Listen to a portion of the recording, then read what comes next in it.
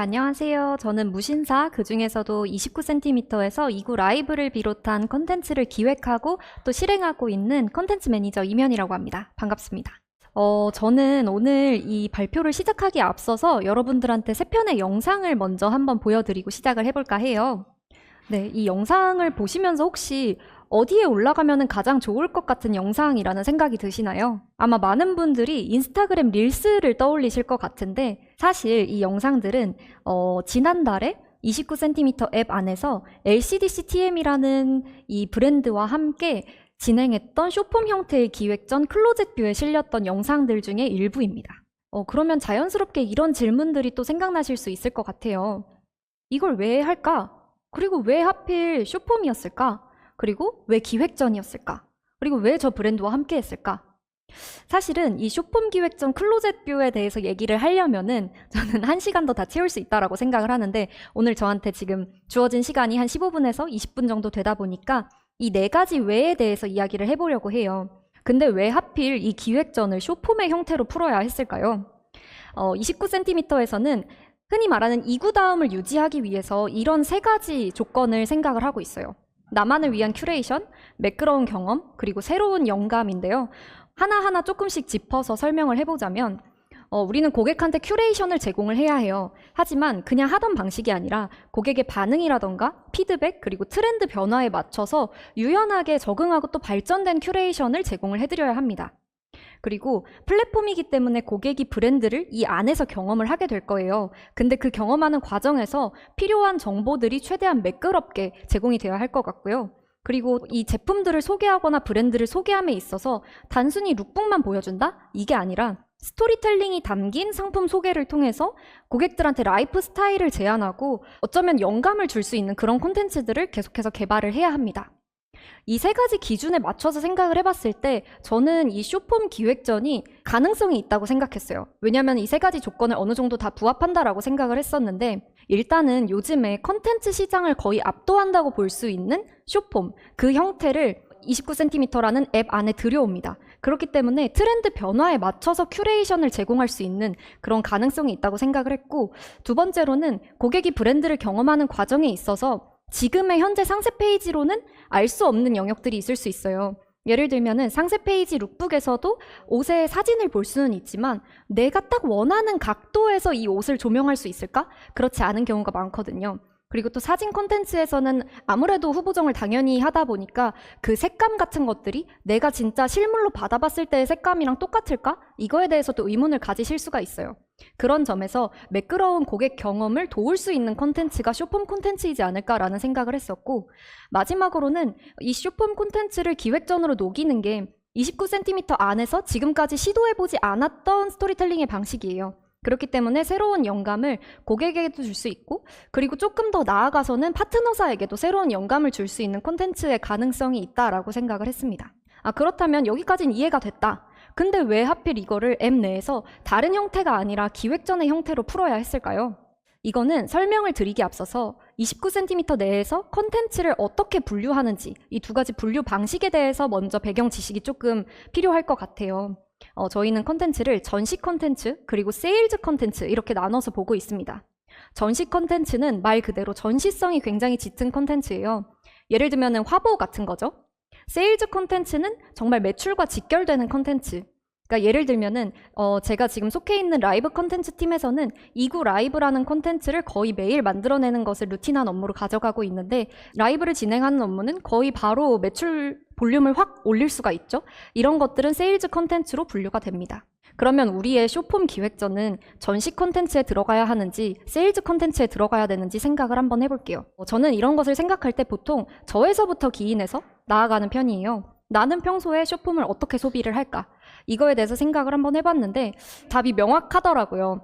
제가 평소에 이제 인스타그램이라던가 유튜브라던가 이런 데에서 팔로우하고 있는 인플루언서분들, 크리에이터분들 그리고 또 매거진형 계정들 이런 것들을 생각해보면 제게 좀 실용적인 정보를 주곤 합니다. 예를 들면은 이 옷은 어디서 샀고 나는 어떤 식당에 가고 이 식당은 어떻게 예약하고 뭐 이런 것들. 그래서 잘 정리하자면은 크리에이터의 릴스를 보고 저는 옷도 사고 화장품도 사고 공간에도 방문을 하는 사람이에요. 그렇다 보니까 쇼츠를 볼 때 저는 이 쇼츠를 단순히 아름다운 미감만으로 보지 않고 어떤 정보를 주는 세일즈 컨텐츠로 보고 있다는 거죠. 근데 이게 이제 저로부터 기인하기는 했지만 근거가 조금 더 필요할 것 같잖아요. 그래서 다른 사람들은 혹시 어떻게 생각하나에 대해서도 한번 찾아봤습니다. 이게 CJ 매조미디어에서 올해 상반기에 10대부터 50대까지 총 1000명을 대상으로 조사했던 결과인데요. 사람들의 일평균 쇼폼 시청 시간은 44분이에요.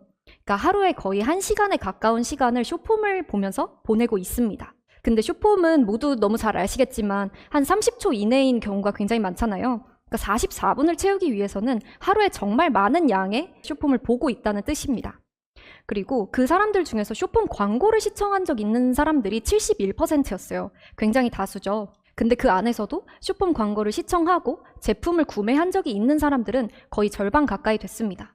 저는 이게 높은 전환율이라고 생각을 했고, 특히 이 응답을 해주신 분들이 가장 주목하게 되는 쇼폼의 콘텐츠는 뭐냐라고 했을 때 정보성 콘텐츠라는 답변을 주셨어요.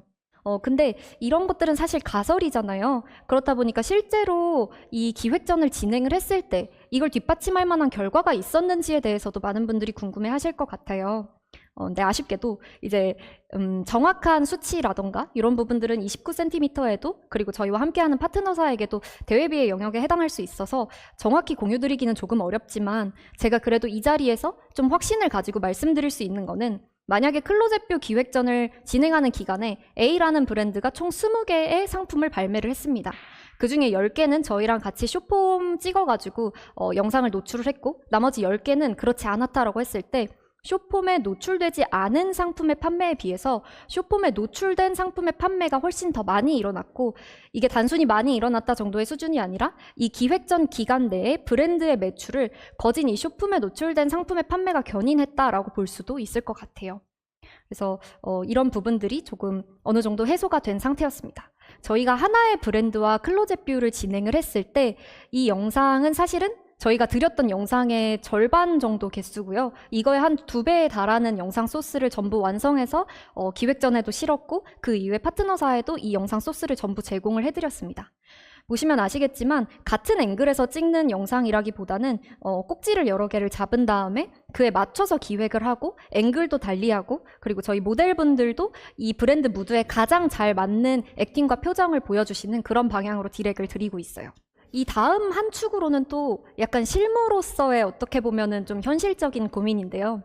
만약에 여러분이 어떤 회사에 들어갔는데 그 회사에서 지금까지 하지 않았던 어떤 프로젝트를 갑자기 진행을 해야 한다 라고 하면은 막막함이 조금 앞서실 것 같아요.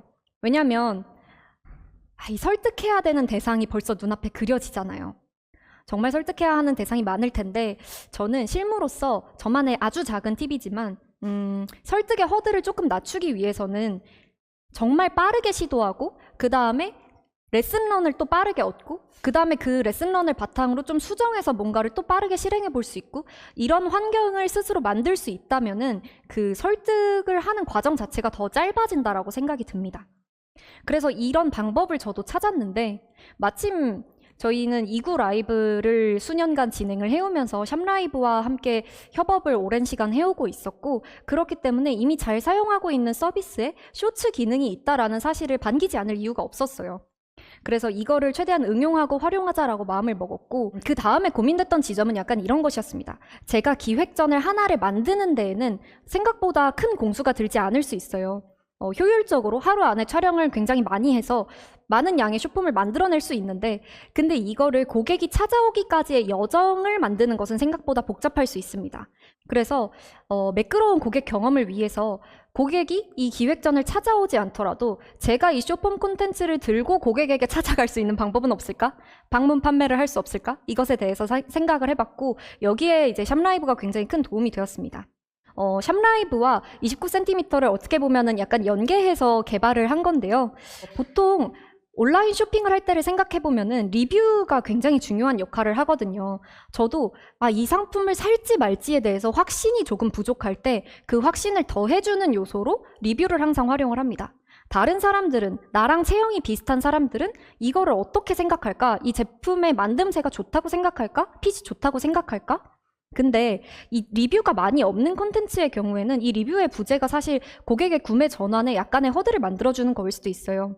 그렇기 때문에 29cm의 상품 상세 페이지 하단에서 리뷰 바로 위에 샵라이브의 쇼폼을 연동할 수 있는 기능을 만들어 둔 겁니다. 그래서 저희가 클로젯뷰로 쇼폼 기획전을 진행을 하고 나면은 그 기획전에 등장한 쇼폼은 해당 제품의 상세 페이지의 리뷰 상단에도 이렇게 위치해 있어요. 그러니까 만약에 저희랑 같이 신제품이 발매되는 것을 이슈로 삼아가지고 기획전을 진행한다라고 했을 때 신제품이니까 당연히 리뷰가 없을 거 아니에요.